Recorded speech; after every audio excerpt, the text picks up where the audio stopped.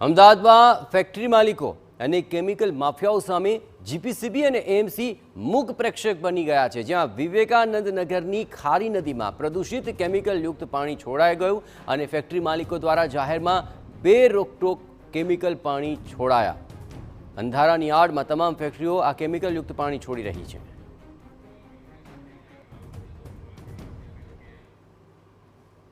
આજ મામલે વધુ વિગતે વાત કરવા માટે જોડાઈ રહ્યા છે ટીવી9 સંવાદદાતા જિગ્નેશ પટેલ. જિગ્નેશ, આખરે નદીની અંદર તો ફીણના પહાડ છે, પરંતુ એ વાત સ્પષ્ટ છે કે આ પહેલા વિરોધ થયો, પરંતુ હવે કોઈ બેરોકટોક વિના આ પાણી છોડાઈ રહ્યું છે. મતલબ કે મિલીભગત સ્પષ્ટપણે દેખાઈ રહી છે. શું કોઈ કાનૂની કાર્યવાહી થઈ રહી છે કે પછી આંખ આડા કાન થઈ રહ્યા છે? જિગ્નેશ, જયેશ, ખૂબ જ શરમજનક દ્રશ્યો ગણી શકાય. અમદાવાદના જ આ દ્રશ્યો છે કે જ્યાં શહેરમાં હજારો કરોડનું બજેટ છે. ગુજરાત પોલ્યુશન કંટ્રોલ બોર્ડ અને કોર્પોરેશનના કોઈ પણ અધિકારીઓ આ સ્થળની મુલાકાત લેતા નથી. ખારી નદીના આ દ્રશ્યો છે કે જ્યાં ખારી નદીમાં કેમિકલના પાણી બેરોકટોકપણે દરરોજ રાત્રે છોડવામાં આવે છે, સવારે પાણી બંધ કરી દેવામાં આવે છે. નજીવા પ્રમાણમાં સવારે પાણી વહેતા જોવા મળી રહ્યા છે અને આ આજકાલનું નહીં, પરંતુ દરરોજના આ જ પ્રકારના દ્રશ્યો છે કે જેમાં કેમિકલના પાણીના કારણે ફીણના પહાડો બની જાય છે. અને હાલમાં જે માર્ગ પર અમે જઈ રહ્યા છીએ તે માર્ગ પર પણ તે ફીણના ગોટે ગોટા ઉડતા નજરે ચડતા હોય છે. હાલમાં પણ મોડી રાત સુધી જે પાણી છોડવામાં આવ્યું તેને લઈને ફીણના પહાડો હજી પણ યથાવત છે. ટીવી9 પર આ એક્સક્લુઝિવ દ્રશ્યો છે કે જે દ્રશ્યોમાં સ્પષ્ટપણે જોઈ શકાય છે કે આખરે આ જે પાણી છે તે કેટલું જોખમી છે. કેટલાક સ્થાનિકો છે તેમની સાથે વાત કરીશું. કાકા, કયા પ્રકારની મુશ્કેલી અને કેટલા સમયથી આ પ્રકારના ફીણના પહાડ કેમિકલના આપ જુઓ છો? ભાઈ, આમાં 82 થી છું અહીં છું, પણ હજી સુધી કોઈ નિકાલ એનું આવતું નથી. આ નદી 82 થી અમે જોઈ રહ્યા છીએ. મચ્છરા, ગંધ, એ બધી ગંદી વાસનો ત્રાસ ભોગવી રહ્યા છે અમે લોકો, અને કોઈ ધ્યાન દેતું નથી. જીપીસીબી, કોર્પોરેશન, એના કોઈ ઠેકાણા જ નથી.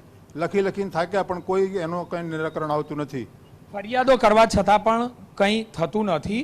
એક સ્થાનિક ખેડૂત આપણી સાથે છે, તેમને પૂછીશું આ પાણી કેમિકલનું છે કે નહીં, અને ખાસ તો આ પાણીથી કેવી રીતની મુશ્કેલીમાં શું છે સાહેબ, કે ત્યાં અમારી જમીન છે, ભેંસો અંદર ઉતરે એટલે એની ચામડી ઉતરી જાય છે અને મચ્છરથી ત્રાસ થઈ ગયા છે. અહીંયા 15 થી 20 ખેડૂતો ભેંસો રાખે છે. અહીંયા ભેંસો અંદર જાય છે પાણીમાં ભેંસ તો પાણીમાં પહેરી જવાની છે, પણ બહાર નીકળે ને એટલે એના 2 દિવસ પછી એની ચામડી બધી ઉતરી જાય છે. બસ આ મુશ્કેલી છે. ટૂંકમાં કહીએ તો પાણી પણ એટલું જોખમી છે. કયા પ્રકારની મુશ્કેલી આપે અહીં જોઈ છે? મુશ્કેલીમાં તો એવું છે કે જે આ પાણીમાં અહીંયા જે ફીણ થાય છે, અવારનવાર અહીંયાથી જે લોકો જતા હોય છે એમના સીધું મોઢા ઉપર ફીણ આવે છે, જેથી કરીને અકસ્માત થવાની શક્યતા છે રહી શકે. આપને પૂછીશ કે આપે અહીં ફીણ કયા પ્રમાણમાં જોયા છે, કેટલા પ્રમાણમાં જોયા છે અને કયા પ્રકારની મુશ્કેલી પડે? ફીણ આ જે દેખાય છે એના કરતાં સવારમાં પુલની ઉપર આવી જાય છે અને છોકરાઓને સ્કૂલે મૂકવા જઈએ ત્યારે એ ફીણ પવનથી ઉડી અને મોઢા ઉપર છોકરાઓને અને અમને બી આવે છે. એટલે એના લીધે થઈને એક્સિડન્ટ થવાની બીક લાગે છે. છોકરાઓને આટલું કેમિકલવાળું જે એસિડ જેવું પાણી હોય છે એ મોઢા ઉપર લાગે છે ત્યારે સ્કિનની બીમારી થઈ જાય છે લોકોને. એટલે આના માટે કંઈક તો તમારે અર્થતંત્રએ ને એ બધાએ ધ્યાન આપવું જોઈએ, પણ કોઈ ધ્યાન આપતું છે નહીં અને આ બહુ જોખમી વસ્તુ છે. હાલમાં પણ ફીણ ઉડતા જોવા મળી રહ્યા છે કે જે રસ્તા પર આવી રહ્યા છે. જયેશ, ખૂબ જ શરમજનક બાબત ગણી શકાય કે આ પ્રકારે જ્યારે પણ વધુ પડતી હવા હોય, પવન હોય, ત્યારે આ પ્રકારના ફીણ જોખમી બને છે. આ જે પાણી છે તે આપે રોડ પર નાખીને ક્યારે ચકાસ્યું છે કેટલું જોખમી છે?